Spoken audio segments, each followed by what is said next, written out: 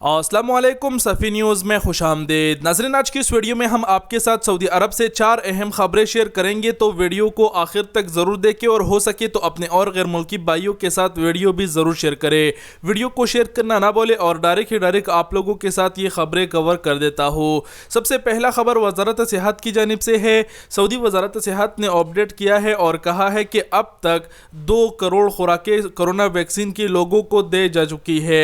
Saudi वज़ारत सेहत का कहना है कि सऊदी अरब में मौजूद गैर मुल्की और सऊदी शहरियों को 2 करोड़ खुराकें दे दी जा चुकी है। इसके अलावा वज़ारत सेहत का कहना है कि सऊदी अरब में मौजूद 587 कोरोना सेंटर के जरिए ये 2 करोड़ खुराकें गैर मुल्की और सऊदी शहरियों को दी जा चुकी है। तो एक खबर वज़ारत सेहत की जानिब से ये था। वज़ारत सेहत की जानिब से दूसरा खबर ये है ईद उल अज़हा को लेके। ईद उल अज़हा यानी ईद के बारे में सऊदी वज़ारत सेहत का कहना है कि खदशा है कि ईद में जो कोरोना के केसेस है वो बढ़ जाए, क्योंकि ईद होती है, त्यौहार है भाई, लोग मुबारकबाद देते हैं, गले मिलती है।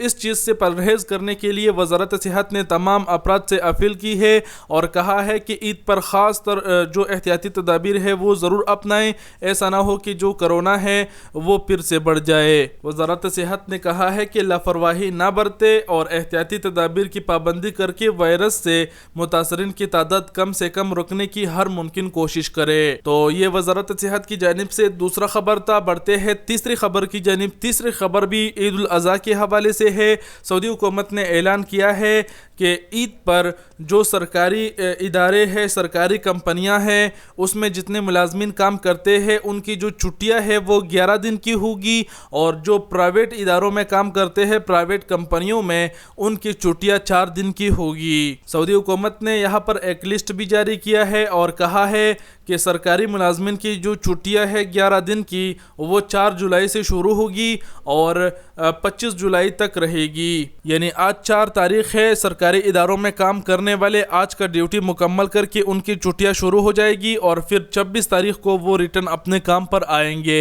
इसके अलावा सऊदी हुकूमत का कहना है कि प्राइवेट इदारों में काम करने वालों की जो छुट्टियां है वो 18 जुलाई से शुरू होगी। तो एक खबर ये हो गया। बढ़ते हैं आखिरी खबर की जानिब। आखिरी खबर हज के हवाले से है। सऊदी हुकूमत ने कहा है, इससे पहले कहा था कि जो लोग बगैर परमिट के हज मकामात पर जाएंगे उसको 10,000 रियाल मुखालिफा किया जाएगा, लेकिन अब सऊदी हुकूमत ने कहा है कि जो लोग बगैर परमिट वालों को ट्रांसपोर्ट की सहूलत पर अहम करेंगे।